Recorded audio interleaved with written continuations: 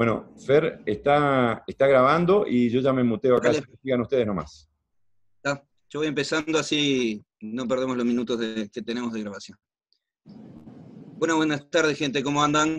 Ya se va, ya sigue, en cualquier minutito se conecta. Estaba llegando a la casa recién. Un poco de resumen, el POCUS, el Point of Care Ultrasonography, es una metodología que ayuda a avanzar en el examen físico. No hay que tomarlo como una paraclínica, así como lo tomamos como el estetoscopio, como el saturómetro. Eso nos ayuda a seguir avanzando y no es una ecografía de consulta. En ese sistema lo que tenemos que hacer es preguntarnos cosas concretas para que las respuestas sean binarias. ¿Tiene o no tiene? ¿Tiene líquido o no tiene? ¿Tiene neumotórax o no tiene? La vena cava, ¿está fina o se colapsa o no se colapsa? Cosas concretitas que no vayan avanzando. Por supuesto, después en la medida que podamos ir subiendo de niveles y teniendo más experiencia, la ecografía podemos sacarle mucho más provecho, por ejemplo, en la parte de ecocardiogramas, que uno puede andar haciendo alguna medición. Pero concretamente son cosas muy visuales, es blanco, en negrito o blanquito, y ahí lo vamos resolviendo. Sabiendo que es un corte como si fuera una tomografía, pero usando el sonido. Hoy lo que vamos a tratar de introducirle para comprender cómo se forma la imagen y qué imagen estábamos viendo y la particularidad de esta imagen, que en realidad son puntitos, son píxeles negros, blancos o grises, tenemos que saber un poco de la física del sonido y la ultrasonografía. Entonces, bueno, si les parece, ya vamos ganando tiempo y comenzamos. La ultrasonografía, entonces, necesitamos saber los principios físicos del ultrasonido. Entonces, ¿qué es la ultrasonografía en conceptos grandes?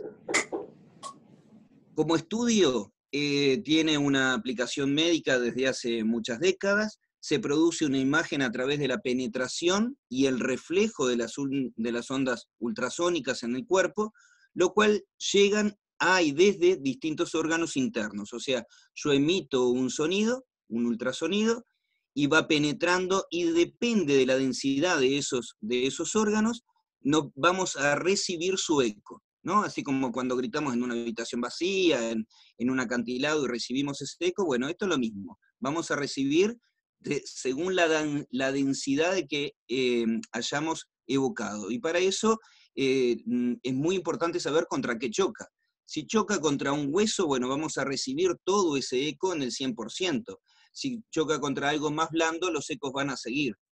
De esa manera, el receptor, que es el aparato, va a ir distinguiendo diferentes colores y yo lo puedo ir armando en una pantalla en bidimensión. Entonces, me va dando los diferentes colores, negro, blanco, grises y matices de grises, y la ingeniería hace que me los ordene en el tiempo de cómo llegan esos ecos. Eso es la ultrasonografía en general. ¿tá? Lo que hacemos entonces es, como me va cortando diferentes densidades y capas del cuerpo, yo voy registrando los diferentes órganos.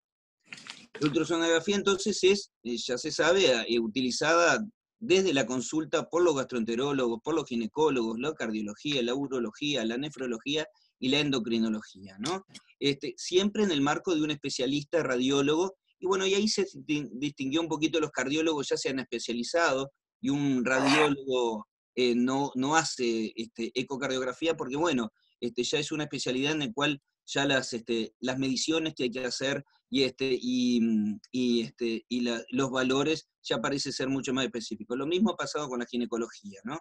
Pero bueno, esto se ha extendido también a usarlo en procedimientos, como son los accesos vasculares. Hoy los accesos vasculares no se admite hacerlo sin visión ecográfica, sobre todo los vasos centrales. ¿Ah? Nosotros aprendimos a hacerlo por reperes, ¿no? Atrás del esternocleidomastoideo, donde se cruza la yugular externa, en la subclavia un tercio externo donde está el huequito, pero es todo muy a ciegas, ¿no? Donde la variabilidad anatómica es mucha y donde se juega en riesgo romper una arteria, romper una vena, agarrar una arteria o hacer un neumotórax.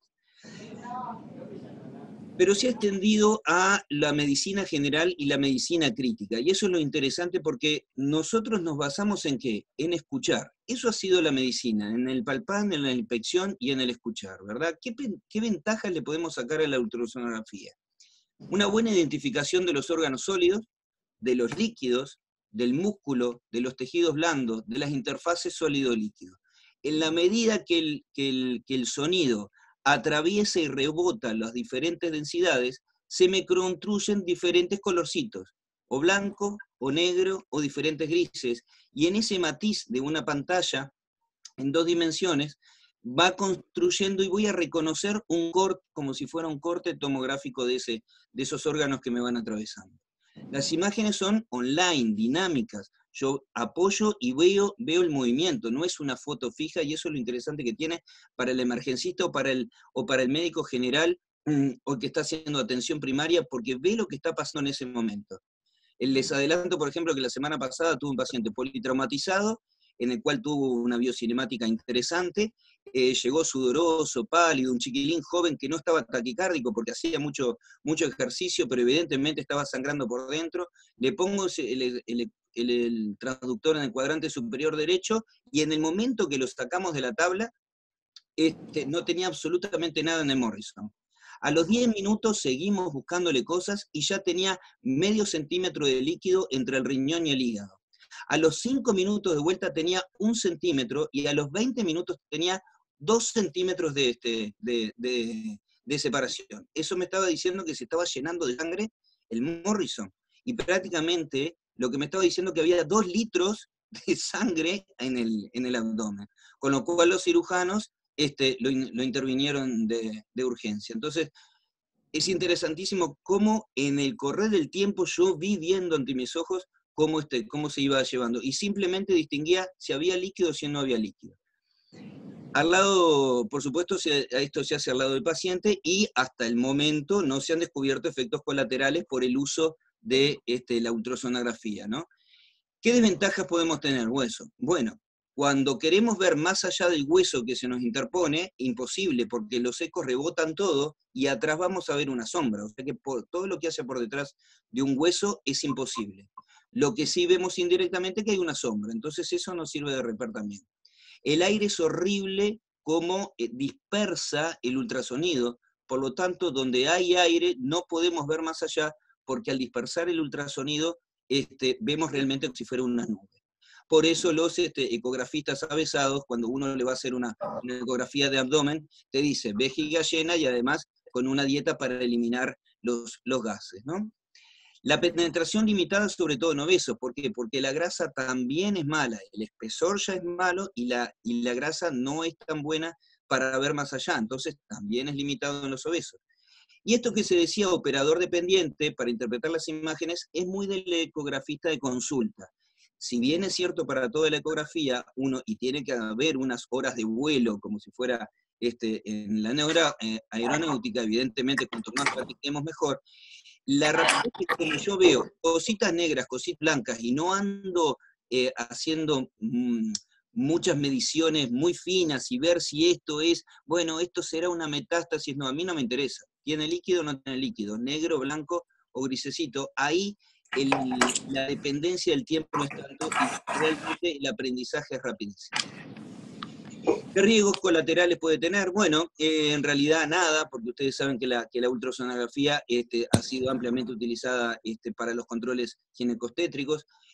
Nosotros podemos desde atención primaria o desde la emergencia ver si una mujer está embarazada o no. Eso es bueno, está bueno. Si viene una mujer chocada en edad fértil, podemos ver si hay líquido en el abdomen y sospechar con más ahínco si tiene un embarazo ectópico. Y bueno, no se ha descubierto en humanos nada. Por ahí en los fetos de los ratones podría haber una migración neuronal que no se ha comprobado en los humanos. Hablamos de ultrasonidos como una cosa grandiosa y más allá del sonido. Entonces vamos a hablar de lo que es sonido. Sonido, una onda de sonido es una alteración o movimiento molecular que transforma en la energía a través del espacio las sustancias. ¿Qué son en realidad? Son movimientos mecánicos, ¿no?, que requieren un medio de transmisión. No hay sonido donde no hay algo orgánico. Por ejemplo, en el espacio exterior, en el universo, en el espacio exterior, no hay sonido. De aquella película que no escucharán tus gritos en el espacio, ¿no?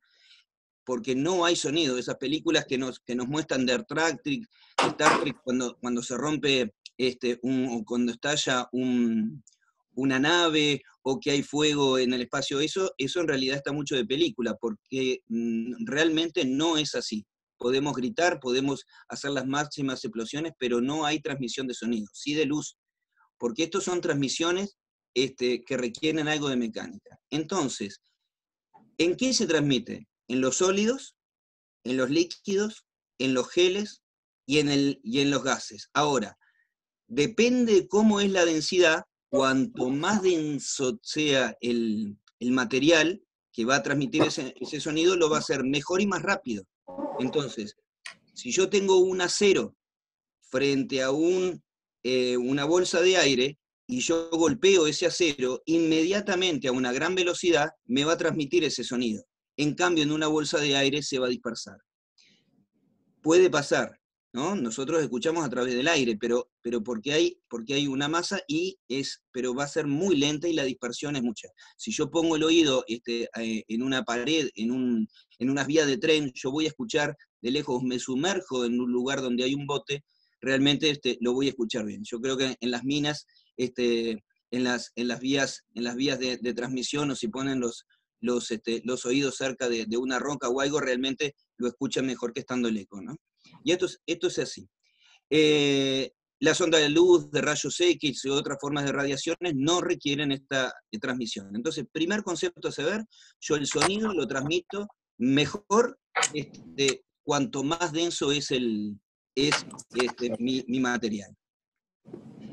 El sonido es una onda de compresión que viaja por un medio, por una producción de serie de compresiones y rarefacciones, ¿no? Va comprimiendo, como si fuera este elástico, ¿no? Se comprime, se decomprime y así va avanzando. Voy comprimiendo y descomprimiendo y así va avanzando en su longitud. Por lo tanto, vamos a ver que tenemos una línea basal y una onda en el cual yo tengo compresión y descompresión. Tenemos una onda pico y una onda de presión. Esa onda pico se le llama pico el más alto y la depresión más baja. Y eso va funcionando. Y esos picos pueden estar más juntitos, donde hay más compresiones, más seguiditas, o están más separados. A eso se le llama, la separación se le llama longitud de onda. Si eso yo llevo al tiempo y mido cuántos piquitos hay en el tiempo, termino viendo que tengo una frecuencia. Esto es como el electrocardiograma, ¿no? Cuantos más QRS veo en un tiempo determinado, le puedo ver la frecuencia. Esto es exactamente lo mismo. Entonces acá ven cómo en las áreas de compresión y de compresión se forma esa onda. Yo tengo la longitud de onda y la distancia. Si puedo calcular entonces la frecuencia. Cuanto más frecuencia tenga, o sea, ¿no?, menor longitud de onda, menor la distancia, mayor la frecuencia, y así invertidamente, ¿sí? A mayor longitud de onda, menor será la frecuencia. Por lo tanto, a menor longitud de onda, mayor será la frecuencia. Esa es la relación entre la longitud de onda y la frecuencia. Después puedo hallar la velocidad también. La amplitud de la onda es lo alto, es como la amplitud de QRS, ¿no? Y ahí, ¿qué es lo que me va a dar? ¿Cuán fuerte es la onda energética? Si tiene... ¿De qué me implica saber esto de que, bueno, es más frecuencia, menos frecuencia? ¿Qué es lo que me importa? Bueno, la frecuencia está dada en ciclos por segundo. Entonces, algo que está a alta frecuencia, un sonido que viaja a alta frecuencia, tiene una poca profundidad, se desplaza poco en la distancia. Si yo a los sonidos muy, muy agudos, no lo voy a escuchar muy lejos. Es cuando yo estoy en un estadio y está tocando una banda, los sonidos que me van a llegar más lejos son los del bombo, ¿no? Son los de los timbales, y menos las altas frecuencias. Si yo estoy del otro lado del estadio y hay una orquesta que suena fino y que suena muy grueso, lo que vamos a ver ahí es que yo voy a escuchar muy bien los sonidos altos cuando yo estoy cerquita, pero los sonidos más gruesos los escucho más profundos. Y esto también tiene relevancia cuando yo hago ultrasonido. Después hay un tema de amplificación y de como de resistencia hacia esas frecuencias, donde puedo empezar muy altas y se van como disminuyendo. Entonces, al principio me quedan las frecuencias altas, con poca distancia, y más lejos me quedan las frecuencias bajas. Esto lo podemos relacionar como si fuera una gota en el agua, ¿no? Al principio vibra mucho, y después las que realmente van a llegar más lejos son las de más baja frecuencia. ¿Cómo se comporta esto? Bueno, si yo emito un sonido, puedo tener un reflejo que me vuelva ese sonido a mí y hago un eco. Entonces, si la onda es rechazada por un objeto, consecuentemente cambia su dirección, depende de cómo lo ponga. Si lo pongo a 90 grados me va a venir directo, o si lo pongo angulado va a rebotar y va a ir hacia otro lado. Entonces imagínense que soy un dador de sonido, pero también soy un receptor de sonido. Si viene directo a mí, yo lo voy a escuchar muy bien, pero si viene rechazado hacia un costado, capaz que no lo escucho mucho. Y ahí, lo que hace el ecógrafo, de alguna manera, que es lo que estamos hablando, me va a dar los diferentes matices de grises. También existe la refracción, ¿tá? Cuando atraviesa esa sustancia, va a pasar hacia el otro lado y bueno, se va a refractar. Esto como la luz cuando entra en el agua, ¿no? Que ven que el rayo entra de costadito. Entonces, todas esas características después me van a influenciar en qué imagen voy a tener y cuánto voy a recepcionar de ese sonido. Si tengo tejidos firmes, voy a tener mucho más velocidad de transmisión que los líquidos, y estas a su vez mucha mejor transmisión que el gas. Los tejidos firmes transmiten mucho más rápido, los líquidos menos y el gas menos. Por lo tanto, si yo tengo un tejido muy firme como es un hueso, va a transmitir a gran velocidad, pero los ecos me van a volver mucho más. Por lo tanto, yo voy a tener mucha recepción más de ecos que fuera un líquido. El líquido es como una ventana en el cual me deja pasar, pero prácticamente no tengo una recepción de sonidos. Ya ahí podemos seguir adelantando, que lo va a hablar Jacik después si se puede comunicar, es que si yo tengo una recepción de sonidos en un hueso, me van a venir muchos sonidos, y yo ya lo voy a pintar de blanco, la máquina lo pone de blanco. Pero si los sonidos sobrepasan y siguen derecho y no lo voy a recepcionar, me los va a pintar de negro. Y ahí empezamos a ver cómo puedo ir distinguiendo cuando es líquido de cuando es un hueso. Cuando más denso es el tejido, entonces más rápida la onda y además me vuelve mucho más ecos a mí. Fíjense la velocidad que tienen cada uno de las sustancias, por ejemplo el aire, el corcho, el aluminio, y la velocidad que tienen. El aluminio es increíblemente rápido, ¿no? 4.800 metros por segundo contra el aire o contra un corcho. Después tenemos las diferentes propiedades, la resolución, la atenuación, la penetración. La resolución es la habilidad que tenemos de discriminar entre dos objetos, ¿no? Casi sería como el píxel. La atenuación es eso que decíamos, que se va disminuyendo la señal en la medida que pasa a los diferentes cuerpos con diferentes órganos y de diferentes densidades. Y la penetración, bueno, es la habilidad para penetrar justamente sobre cada uno de esos órganos. Por lo tanto, después de esta cháchara que es bastante densa de escuchar, si yo tengo una onda en el cual tiene alta frecuencia, sonido a alta frecuencia, la alta frecuencia va a tener una recepción con una alta resolución, lo voy a ver muy perfectito. Al tener una alta resolución se va a atenuar mucho más, o sea, no va a llegar más allá, por lo tanto la penetración va a ser poca. Esa es la relación que se tienen que acordar para ir relacionando qué es lo que pasa con los diferentes transductores y qué es lo que yo quiero ver. Se imaginarán, si yo quiero ver algo superficial, como es un vaso, como es un absceso, como es una espina por debajo de la piel, yo voy a escoger parámetros que me den ultrasonidos de muy alta frecuencia. ¿Por qué? Porque lo voy a ver muy bien, lo voy a atenuar poco y lo voy a ver superficial. Si yo quiero ver el abdomen, que es mucho más lejos, tengo que usar 15-20 centímetros de profundidad, voy a usar una frecuencia muy baja para tener menos resolución, pero bueno, yo llegué más. Sacrifico la resolución para penetrar más y obtener más profundidad. Curso de COFAS. Esto es el concepto primario que se tiene que quedar. A mayor frecuencia de ultrasonidos, la resolución es mejor para las cosas superficiales. A menor frecuencia, frecuencias bajas, juego y sacrifico la resolución, pero voy a llegar mucho más profundo. ¿Hasta acá vamos? Y se llamó 911, llamó la ambulancia 911, quedó todo registrado y lo volvieron. Mariano, se te escucha el fondo, ¿eh? Perdón. No pasa nada. Bien. ¿Hasta acá vamos?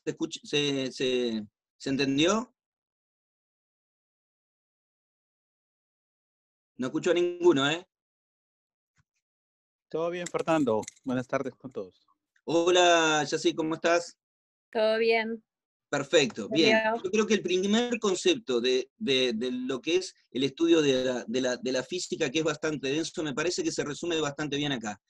A mayor frecuencia que tengamos, después vemos cómo están distribuidos en los diferentes traductores, pero ustedes tienen que acordarse, elijo algo de frecuencia muy alta, bien.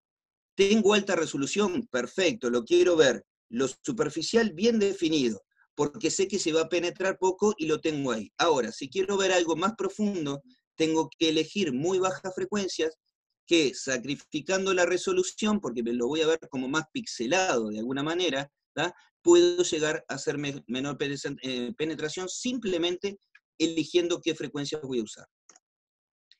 Por lo tanto, la frecuencia y la penetración están inversamente relacionadas, ¿tá? Y es deseable disminuir la frecuencia para incrementar la penetración. Dijimos altas frecuencias y bajas frecuencias y sonidos y ultrasonidos. Bueno, ¿a qué le llamamos sonido? ¿A qué le llamamos ultrasonidos? ¿Y a qué le llamamos cantidad de frecuencias?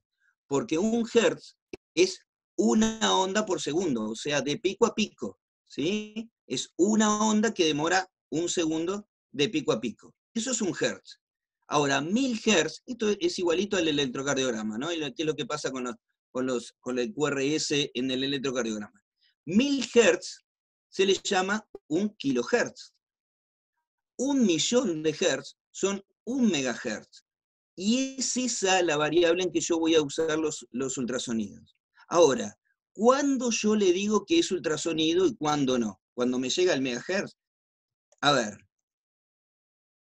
el ultrasonido se habla cuando es más de 20 kilohertz. ¿Por qué le parece a ustedes que se dijo 20 kilohertz? ¿No? Son 20.000 hertz. ¿Por qué les parece que uno tiene que decir 20 kilohertz? Ahí hay ultrasonido, y no más o no menos. Escucho.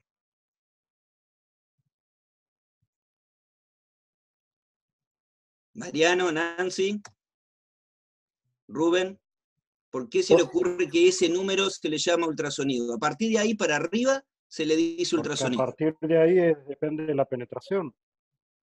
Bien, pero como sonido en la naturaleza.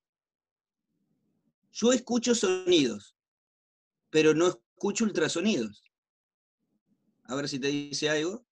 Por la frecuencia. Bien, por la frecuencia. No es una frecuencia audible, pero sí es una frecuencia tan alta como para que replique o pueda, a ver, voy a tratar de decir lo que pienso, como para que pueda, al hacer los rebotes, pueda diagramar o dibujar lo que los rebotes de esa frecuencia tan elevada traducen en una imagen. ¿Se entendió lo que quise decir? Sí, pero ¿por qué 20 kilohertz si yo ya te estoy adelantando que se manejan megahertz en el ultrasonido clínico?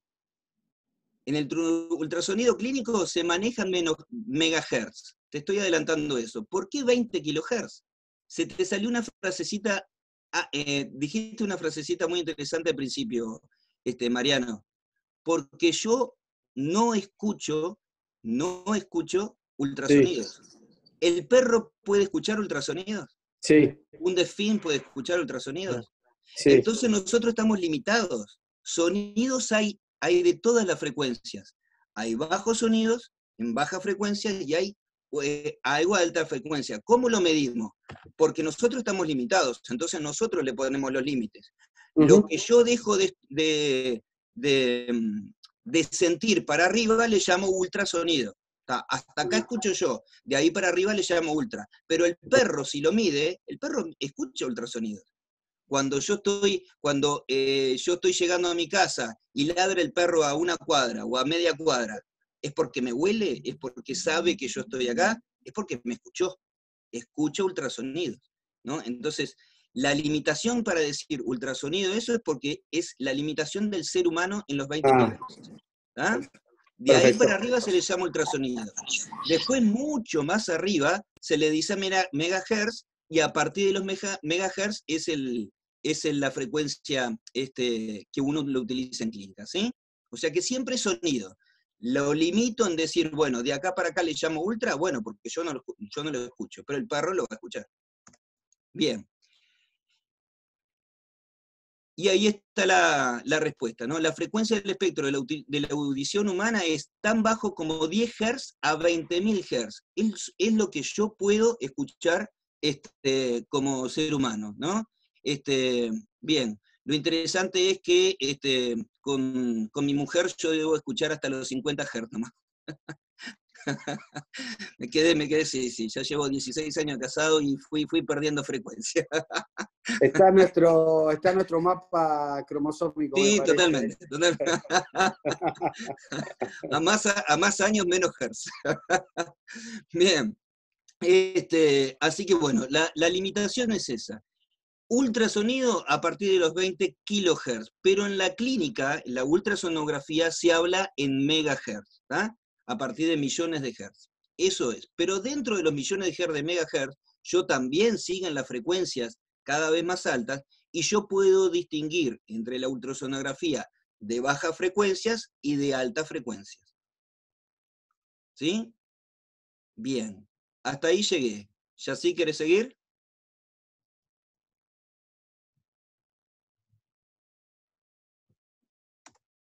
¿Ya sí? ¿Te perdí?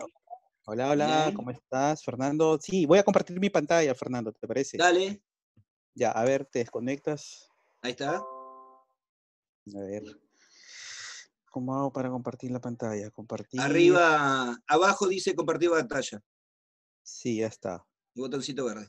Bien. Ok. Muy bien, buenas tardes con todos. Vamos a hacer la segunda parte de la física del ultrasonido. Y vamos a ver acá un tema muy importante que tiene que ver también con la generación ya del propio sonido y la integración en las imágenes que nosotros podamos tener en diferentes equipos. Y uno de ellos es el transductor. El transductor, como aquí vamos a mencionar, ustedes van a ver que todos los transductores van a ver de múltiples formas.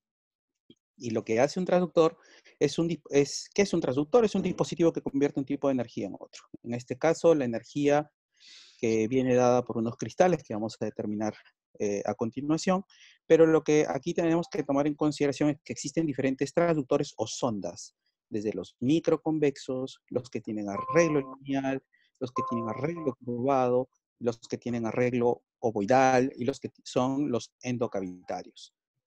Entonces, ¿cómo funciona? O cuando hablamos que son encargados de cambiar o convertir una energía en otra, es que esto se da por el famoso efecto piezoeléctrico. ¿Qué significa? Acá ustedes ven en este vídeo, en la parte superior, ustedes tienen como el estímulo eléctrico de los cristales de circonio que están en la parte que tocan contacto con el paciente, se van a expandir o se van a contraer a la misma frecuencia que nosotros le programamos. Quiere decir que esto ya lo vieron con Fernando, esa cantidad de megahercios que uno programa es las veces que va a la frecuencia a las cuales se van a estimular.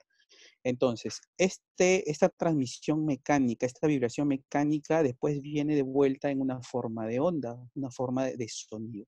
Y de esta forma, el eco, al rebotar en las superficies que tienen esa reflectancia, van a originar el efecto inverso. Entonces, convierte el sonido en señales eléctricas que van para un procesador y se integran en las imágenes. Es así como funcionan estas ondas o transductores, cualquiera de ellas. El tema es que la parte más cara de un equipo, ya se imaginarán cuál es, justamente es esta sonda. Pues bien, pero hay que tener en cuenta que de los transductores que más utilizamos en la parte de lo que es el POCUS, el ultrasonido en el punto de atención, son los transductores de Phased Array o sectoriales, es decir, los que son utilizados para la parte de ecocardiografía. Aquí estamos tomando una costilla, es una pared costal, una parrilla costal cortada de una manera transversal. Tenemos acá el corte de 2 costillas para que podamos ver el arreglo. El arreglo significa la forma que tienen las del ultrasonido cuando es emitido por la sonda. Acá tenemos el transductor sectorial o de phased array o llamado también cardíaco, tiene la forma de un abanico. El lineal, y acá tenemos la velocidad 2.5 MHz. El lineal, como vemos acá también en un corte transversal, vean que tiene un arreglo rectangular, ¿de acuerdo? Por tanto, me va a producir ciertos artefactos que ya vamos a conversar luego, pero vayamos teniendo ese otro término, artefacto. Y también tenemos el transductor de arreglo convexo.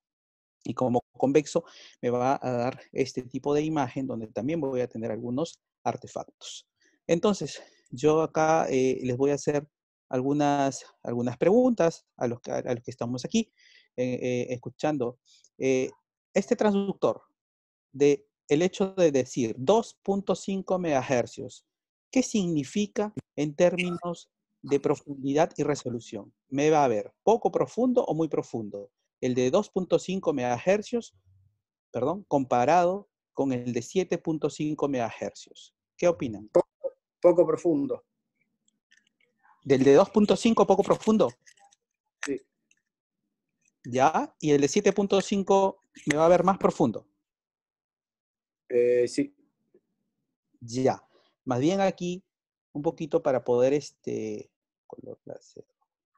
Más bien aquí un poquito como para poder definir y reforzar un poquito el concepto que había comentado Fernando. A ver, 2.5 MHz, ¿qué significa? Que voy a tener más profundidad. O sea, se ve más profundo.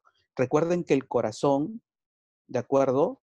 El corazón uno lo ve a entre 15 y 20 centímetros. Si se dan cuenta, este transductor cardíaco es muy parecida a la frecuencia al transductor convexo. ¿Qué quiere decir?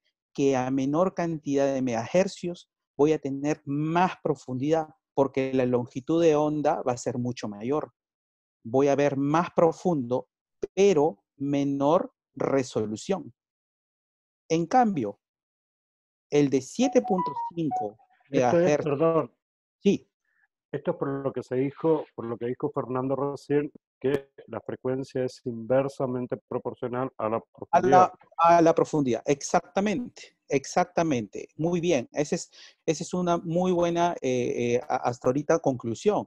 Es inversamente proporcional la frecuencia a la profundidad. En cambio, el de 7.5 MHz, que es el lineal, con el que alguna vez de repente les han hecho algún examen de tiroides, mamas, se ve más superficial, ¿no es cierto? Y con mucha mayor resolución, pero es pobrísima la penetración.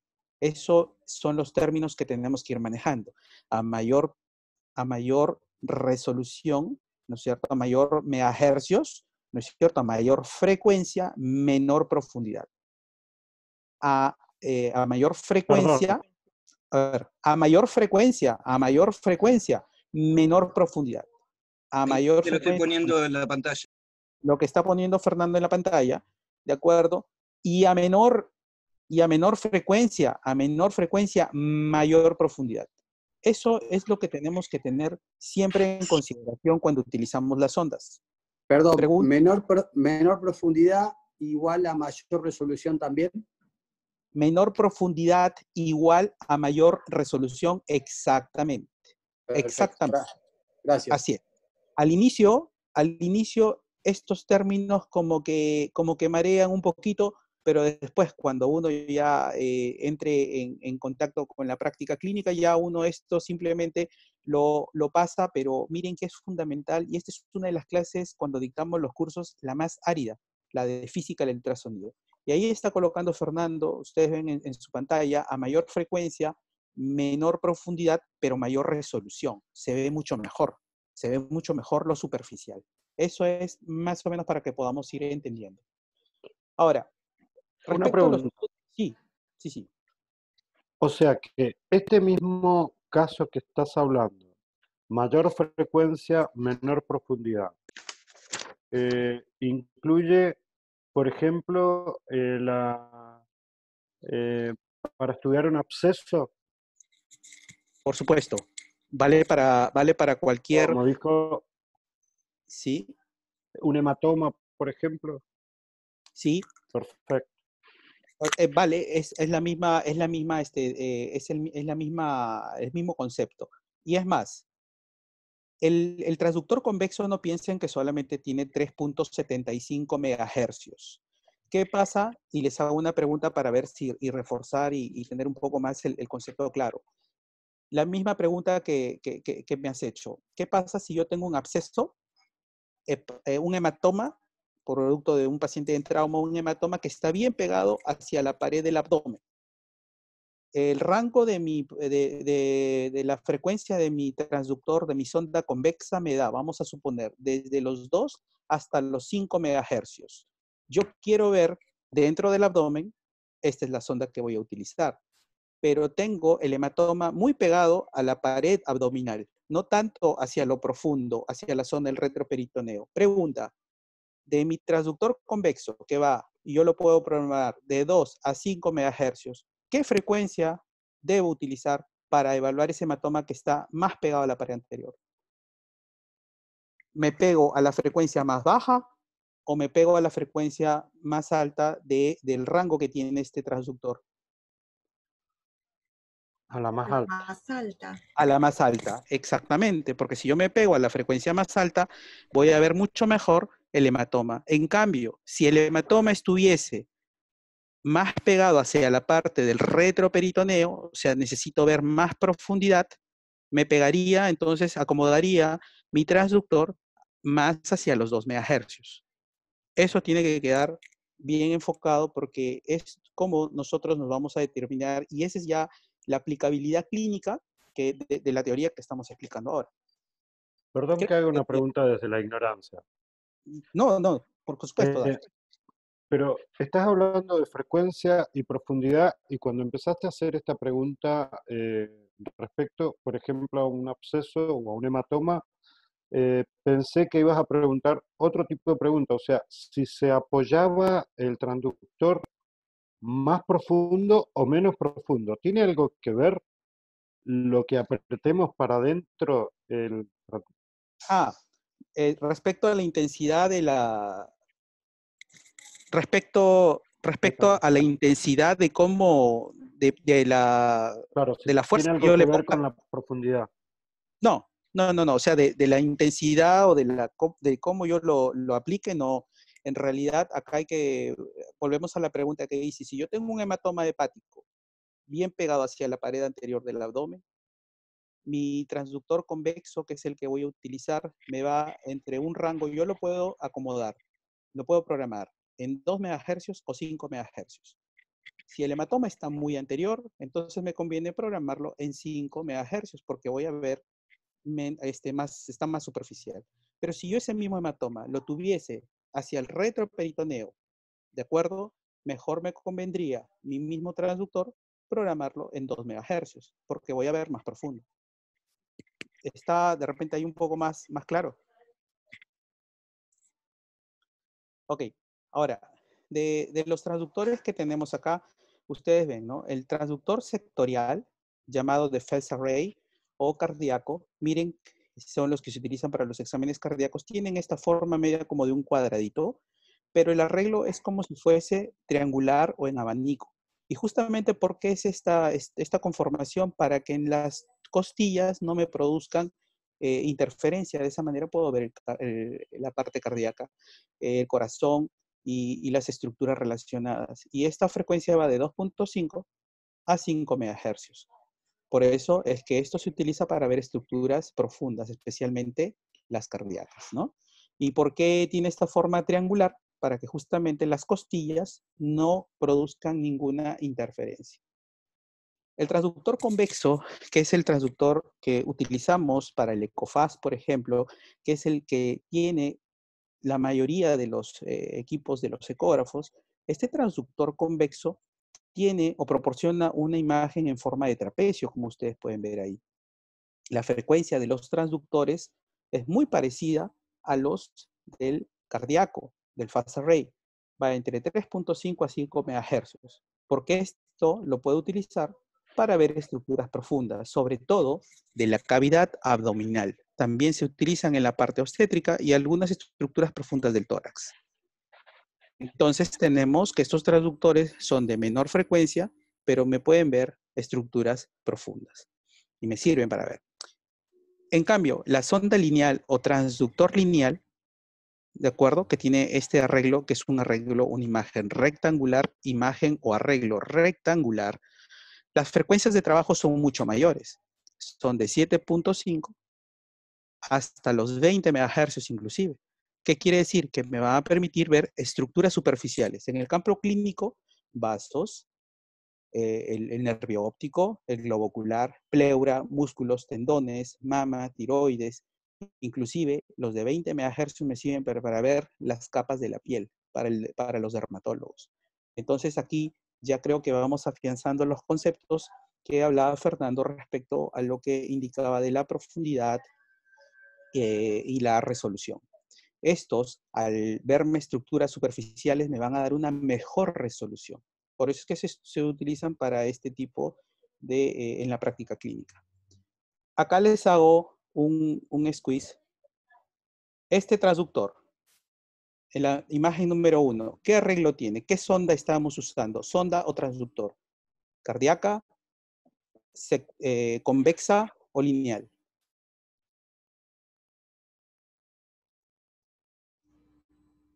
Cardíaca parece. Cardíaca. ¿Estamos todos de acuerdo? Sí. Cardíaca, ¿verdad? ¿Por qué? Porque el arreglo del haz del ultrasonido es como un abanico, es una forma triangular. ¿De acuerdo? Vamos identificando simplemente qué tipo de sonda es. Ya luego nos preocuparemos en ver qué es estructura, que no es ahorita el momento. Esta imagen número 2, ¿qué opinan? ¿Qué tipo de sonda estamos usando aquí? Lineal. Lineal, exactamente, porque miren el arreglo, dijimos que es como un rectángulo. Perfecto. Muy bien.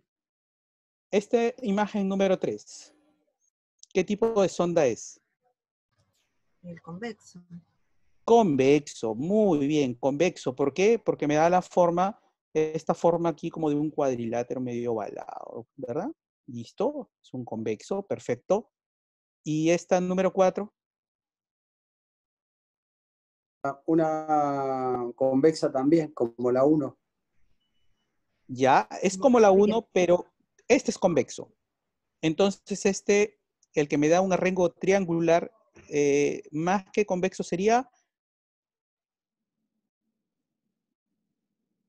No No sé. es convexo, es este de aquí.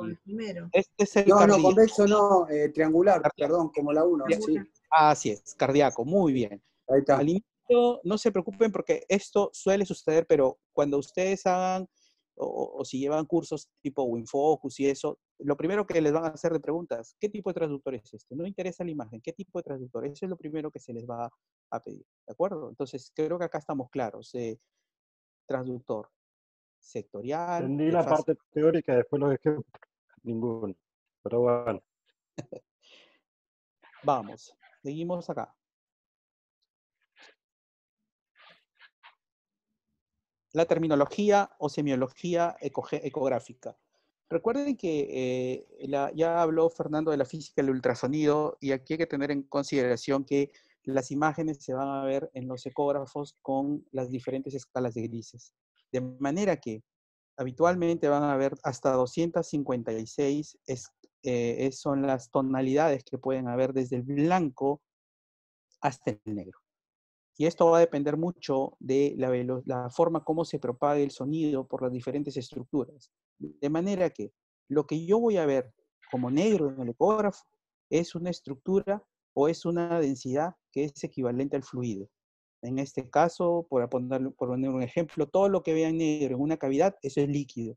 En el contexto de un trauma, es sangre. En el contexto de un paciente cirrótico o es ascitis, etc. Y lo que yo voy a ver, por ejemplo, la sangre no se ve tan negra, se va a ver como una densidad, de repente, no en una escala negra en el gris, en la escala de grises, sino de repente como un poquito plomo tirando para negro. La grasa, igual, pero el aire y el hueso se van a ver blancos. ¿Por qué? Porque el ultrasonido rebota, porque el coeficiente de atenuación es muy alto. De esa manera, nosotros vamos a ver en la semiología de la escala de grises, nosotros vamos a definir lo que es anecoico, que significa que no tiene ecos, por tanto se va a ver completamente negro. Lo que es hipoecoico es una tonalidad gris. Y lo que es hiperecoico es todo lo que se va a ver blanco. ¿De acuerdo? Entonces, a veces uno puede tener una distinta percepción de los grises, pero lo que es negro es para los extremos uno puede definir mejor. O es hiperecoico o es anecoico. El resto es hipoecoico. Una pregunta, ¿hiperecoico es lo mismo que hiperecogénico? Hiperecoico, hiperecogénico. Anecoico, anecogénico. Hipoecoico, hipoecogénico. ¿De acuerdo? Es válido. ¿Sí? ¿Dónde está el puntero? ¿Dónde está el puntero? ¿Qué es, ¿cómo lo definirían? ¿Dónde está Anecoico. Anecoico. Y recuerden, este es un corazón, este es el corazón, este es el ventrículo izquierdo, pero el contenido anecoico, ¿verdad? Perfecto. Voy a ponerme aquí que este es el pericardio, donde está el puntero. ¿Cómo lo definen? Hiperecoico. Hiperecoico, hiperecogénico o hiperecogénico. Muy bien. Me voy a poner aquí. Hiperecoico. Hiperecoico, hiperecogénico. Muy bien. Ahora, me pongo acá.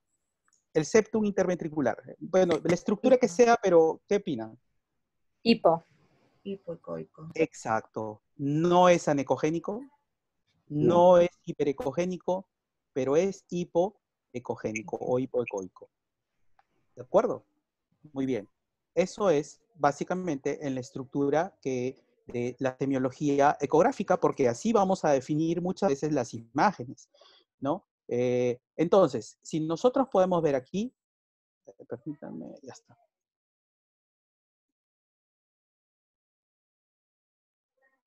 Ya, ok.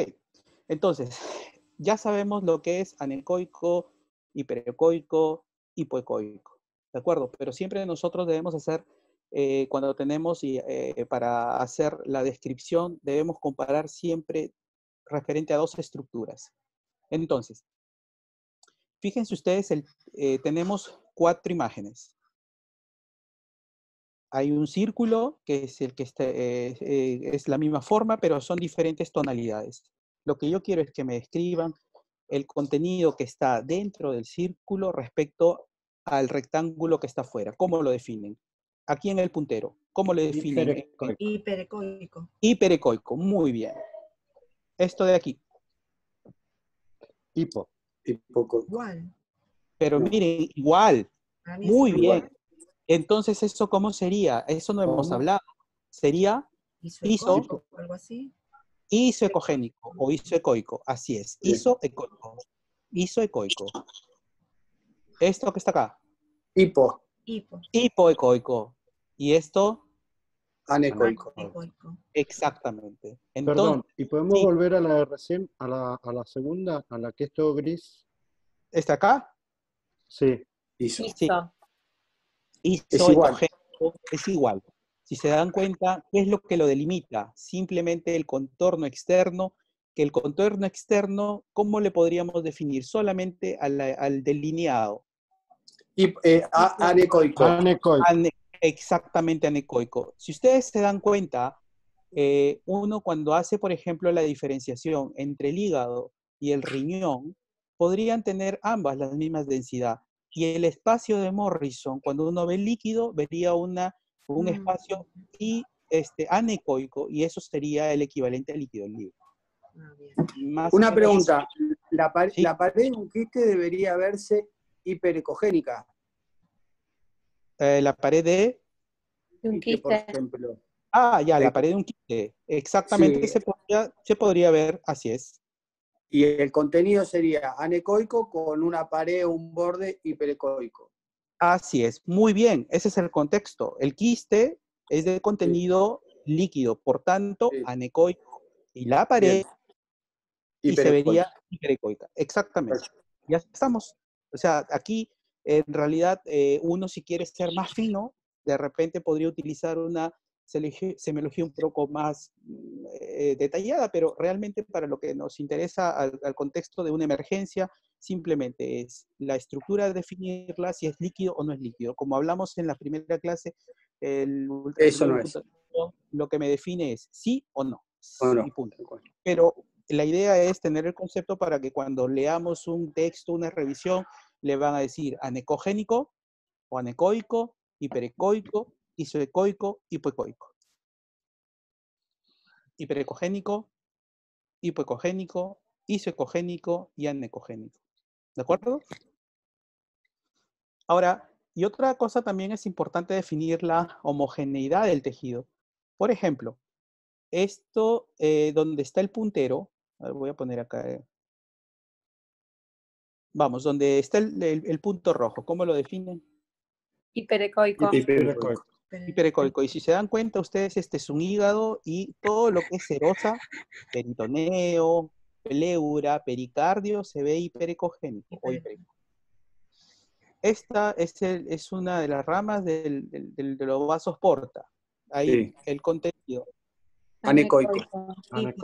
Anecoico, perfecto. ¿Se ve Anecoico el vaso o se ve el líquido? es el vaso, el interior, anecoico. Porque es sangre, ¿verdad? Ok.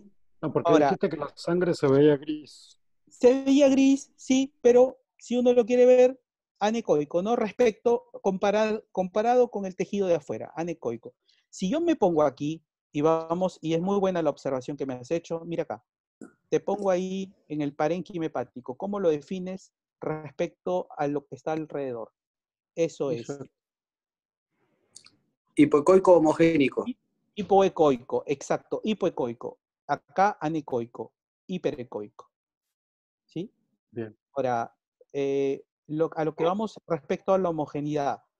Esto es homogéneo porque si se dan cuenta, todo casi el parénquima no tiene, a diferencia de este de aquí. Fíjense ustedes acá, ¿qué es lo que vemos de anormal? Yo no sé realmente que sea esto, porque yo en abdomen sí no tengo mucho entrenamiento, pero lo que yo veo es una, ¿cómo lo definirían? A ver ustedes. Zonas hiperecogénicas. Exacto, unas imágenes o una presencia de lesiones. Redondeadas. Redondeadas, muy bien. De contenido. De contenido hiperecogénico o ¿No se lo ven? este. Acá. Y que tiene un borde irregular. Irregular y medio como anecoico, ¿verdad? O sea, medio Sí. acá alrededor. Exactamente. Se acabó. ¿Qué es lo que sea? Ya al menos describí, pero tengo una lesión, tengo otra lesión y por acá tengo hasta una tercera lesión. Por tanto, este parénquima ya no es homogéneo, ya es un parénquima heterogéneo. Si se dieron cuenta, es simplemente a golpe de vista tratar de definir qué es lo que yo encuentro rápidamente. Si esta imagen yo la hice para ver líquido libre en el Morrison, digo, ¿qué opinan? Acá tenemos la orla renal, pero el espacio de Morrison no veo líquido libre, pero me doy cuenta que incidentalmente vi estas imágenes. ¿Qué es lo que sea? No lo sé. Ya, si el paciente vino por trauma, lo que me interesó, no hay líquido. Y circunstancialmente, incidentalmente, me di cuenta que tenía este tipo de lesiones. Punto. Entonces, ya hemos visto la semiología, homogéneo, heterogéneo. Vamos acá. ¿Dónde está el puntero? ¿Cómo definen eso? En términos de... Hiperecoico. Hiperecoico. Muy bien, hiperecoico. Anecoico. Anecoico. Anecoico. Y si yo les digo que esta es el peritoneo, este es el hígado, que acá está el pulmón, esto que está aquí, que es el pulmón, y estoy en la cavidad pleural, ¿qué podría ser esto de aquí? Líquido. Líquido. Es líquido, Derrame. definitivamente. Hemotórax. Si es en el No. contexto de trauma, eso sería un hemotórax. Hemotórax. Exactamente. ¿De acuerdo? Miren la forma caprichosa que toma ese pulmón, ¿verdad? Como si fueran unas lenguas ahí, no sé, unos cachos. Sí. Ok, a ver, vamos viendo acá. ¿Dónde está la manito? ¿Qué opinan? ¿Para dónde está? Hiperecoico. En la número 2. A ver, Ah, se me fue acá. Esta. Hiperecoico. Hiperector. Así es. Donde, a ver, voy a ponerme aquí, esta es una costilla y la sombra, esta es la pleura, ¿ya? Estos son los músculos intercostales. Aquí. Hipocoico. La hiperecoica. Mire No, que tiene la ecogenicidad de una pleura, ¿verdad? Entonces, Sí. hiperecoico. Porque para acá está el intercostal externo y este es el intercostal interno. Pero bueno, aquí, donde pongo mi puntero, ¿ve? Mi manito. Mire que no es negro ni es blanco. Hipoecoico. Hipocoico. Hipoecoico, exactamente. Muy bien, hipoecoico. Hipoecoico. Acá, estas líneas blancas que salen como unas cometas. ¿Qué opinan? Hiperecoico, eso. Así es, imágenes hiperecoicas. Ya luego veremos lo que sea. Lo importante es que grabemos ahorita ya hemos visto entonces los tipos de transductor, hemos visto la semiología, cómo se llama cuando se ve negro, cuando se ve blanco, el intermedio, y hemos visto también si es homogéneo o heterogéneo. Ahora viene un tema de los artefactos. Esta parte de aquí es importante poderla entender. Vamos a tratar de hacerla lo más didáctica ahorita vamos a integrar un poco todo de lo que ha conversado muy bien y explicado Fernando y respecto también a los temas que hemos visto hasta ahorita. ¿Cómo definimos los artefactos? ¿Acuerdan de la película de Clint Eastwood, Lo bueno, lo malo? ¿Por qué hay artefactos? No me permiten.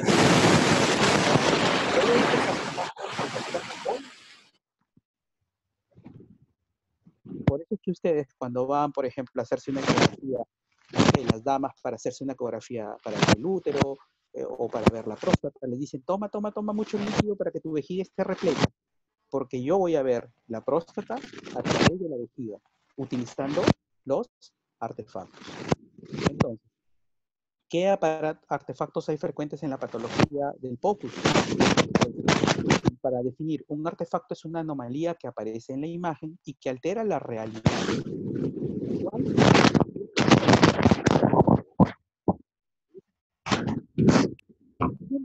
Algunos pueden ser utilizados para el beneficio porque me van a facilitar dos cosas, el diagnóstico o la localización de una estructura. Entonces, ¿cuáles son esos artefactos? Reverberaciones, las colas de cometa, el refuerzo acústico posterior, la sombra acústica posterior y la imagen de espejo. ¿Y qué significa todo esto? A ver, vamos. La reverberación. A ver, fue una de las propiedades que dijo Fernando cuando habló de las interacciones que hace el ultrasonido con la materia. ¿Qué es una reverberación? Son artefactos que se producen cuando el ultrasonido incide sobre una interfase que separa dos medios de diferente impedancia ecogénica. Por ejemplo, entre un sólido ecogénico y un gas. Esto es, por ejemplo, cuando yo quiero ver el páncreas y tengo el estómago interpuesto. ¿Y cómo se manifestaría el sonido? Fíjense, mi transductor lo que hace es emitir el sonido, pero fíjense cómo el sonido no atraviesa y rebota. pero en la superficie que está acá, que le estoy indicando aquí, el mismo sonido vuelve a reflectarse. ¿Se dan cuenta? Entonces, los ecos rebotan en el transductor, vuelven a atravesar el organismo hasta la citada interfase y nuevamente se refleja. Por ejemplo, ¿qué tipo de transductor estamos usando en esta o han usado en esta imagen? El convexo. Convexo, muy bien. Es un convexo porque tiene la forma como de un trapecio. Perfecto. Sí.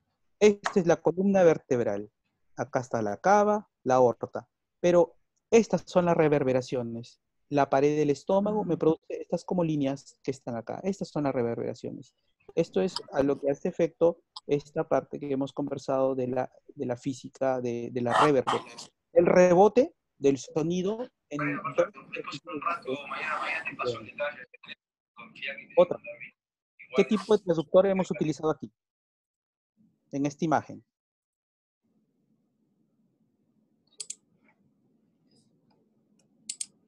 ¿Qué transductor es? ¿Ese es el lineal? Es el lineal, muy bien, es un transductor lineal.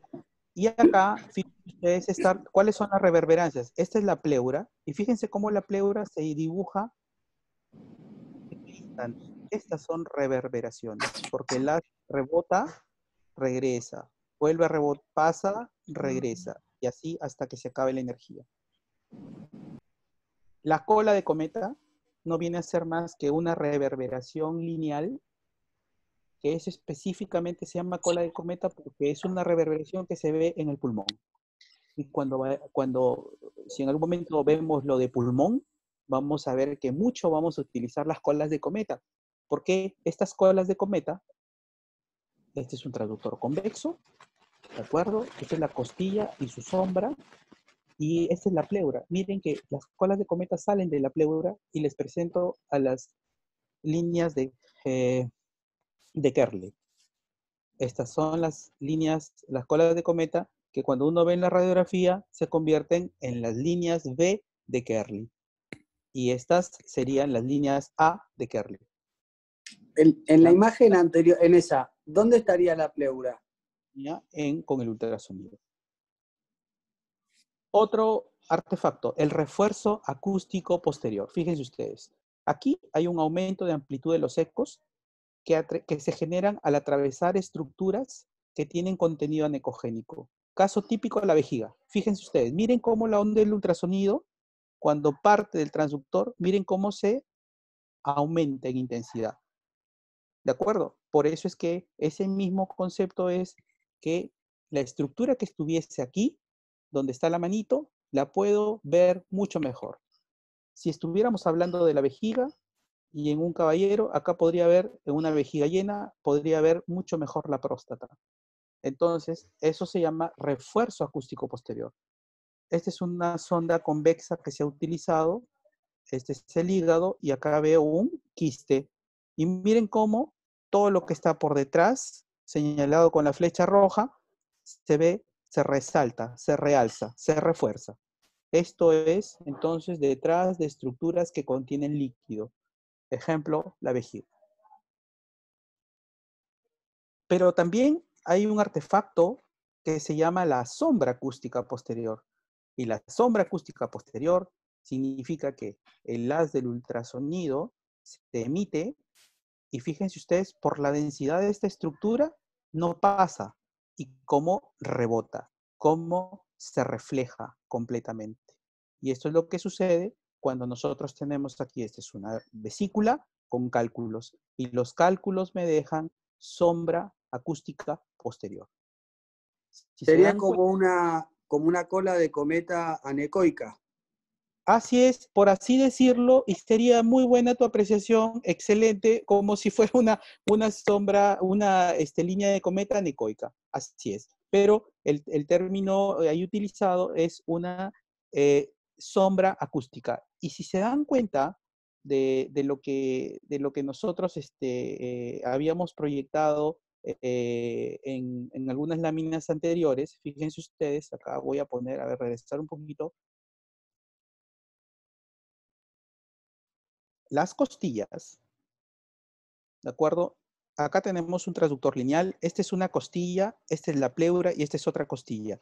La costilla, al ser hueso, el haz del ultrasonido, como dijo Fernando, en el hueso va a rebotar. ¿Y qué es lo que me va a dejar? Una sombra acústica. Por eso, cuando uno ve la costilla, va a ver la costilla con su sombra. La pleura, la costilla con su sombra. Entonces, ¿Yacik? esos son los... Hola, ¿Yacik? hola, Augusto. Sí, solo para recordarle que llevamos más de una hora de módulo vamos a tratar de mantener módulos más o menos en una hora, si no les parece mal. Sí, ya estamos terminando. Solamente me faltan nada más definir los modos, que esto es algo rápido.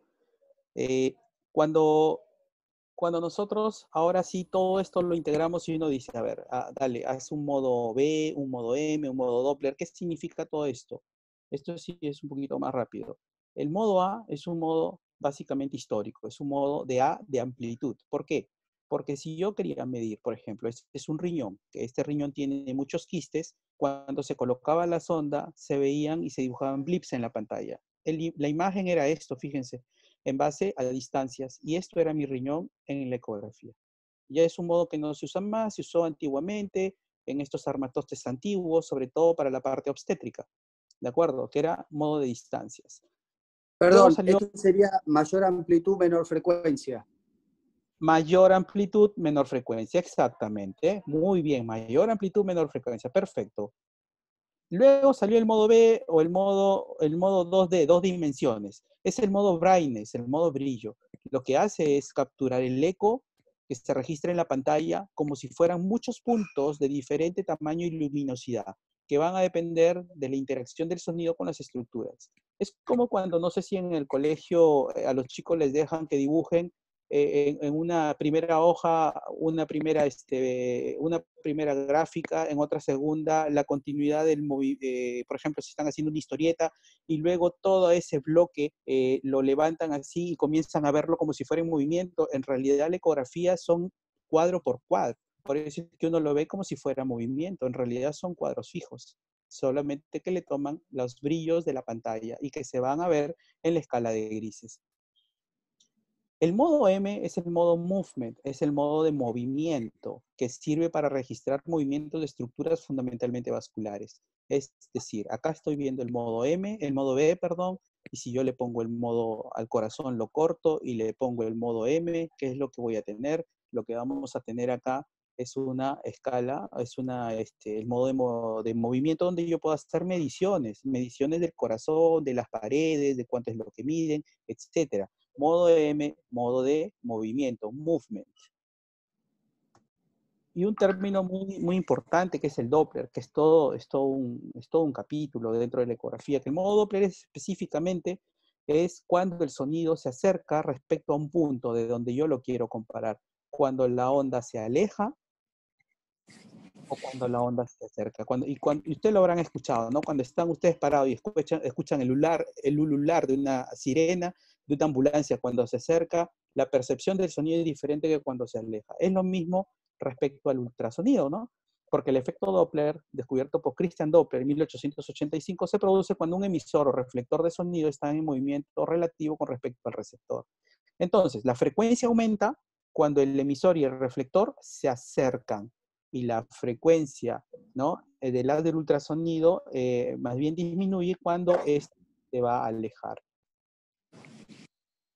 Ahora bien, el Doppler puede usarse de dos modalidades, el pulsado y el continuo. Acá nada más para ver. El pulsado es cuando yo quiero ver una distancia cortita, mide velocidades. Cuando hablen de Doppler pulsado y continuo, ¿qué es lo que miden? Velocidades.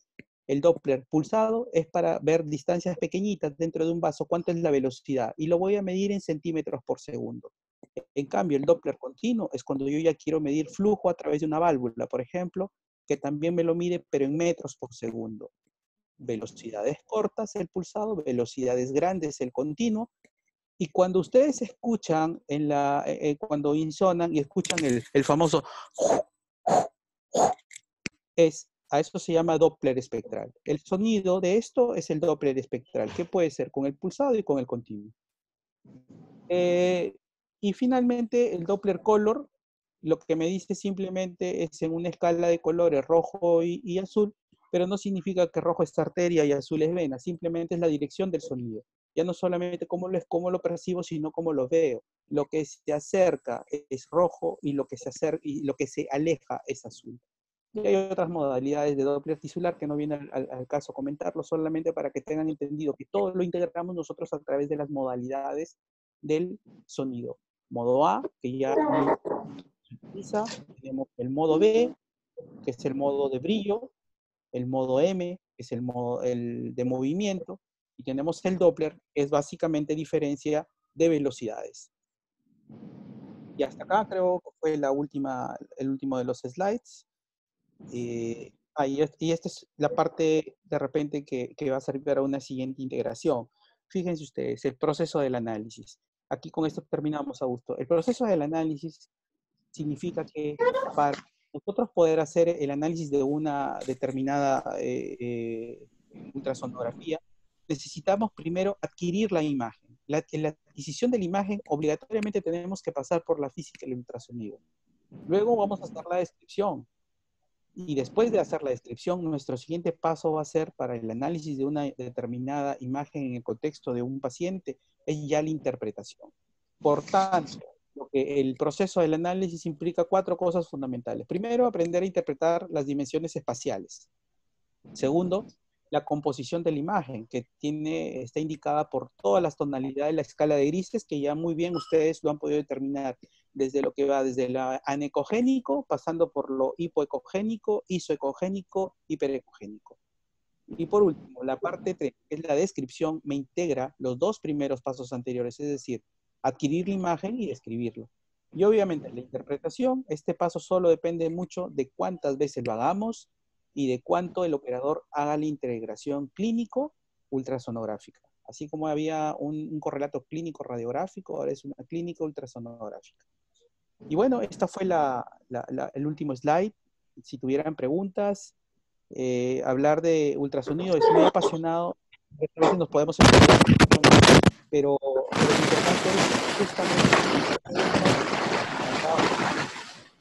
Hay un ruido ahí, hay un ruido de micrófono y bueno, sos tan apasionado que pasaste como 20 minutos, pero está perfecto, me gusta. Además han preguntado y varios. La idea es un poco, si les parece, hagamos 1 o 2 preguntas más para poder cerrar el módulo y hemos descubierto también una gran herramienta para preguntar, ya los vi ayer, es el mismo grupo de WhatsApp, porque ahí la pregunta, me gusta más ahí, queda registrada y los que hoy no están, por ejemplo, si lo preguntan en el grupo de WhatsApp, los que hoy no están van a poder verlo también. No sé si les parece. Está bueno, sí. Podemos seguir avanzando para profundizar lo que hicimos, ¿no? Yo les propongo que lo sigamos por ahí. Lo cerramos ahora aquí al módulo que hemos pasado en un tiempito. Yo lo voy a, como le digo, está grabado, así que después yo los voy a ir subiendo. Y por otro lado, quedamos para el último módulo el jueves que viene, o sea, dentro de 7 días a la misma hora. ¿Estoy correcto, Fernando y Jacek? Sí, correcto. Bueno, si les parece, cerramos por aquí y nos vemos el jueves que viene a la misma hora, pero por supuesto las seguimos todas por el grupo de WhatsApp con las preguntas. Perfecto. Sí. Un gran saludo a todos y una buena semana. Bueno, gracias igualmente. Muy Un bueno. saludo para todos y muchas gracias. Muy buena la clase. Muy bueno. Gracias. Excelente los 2 de nuevo, como siempre. Mañana nos vemos, ya, así que. Sí, mañana.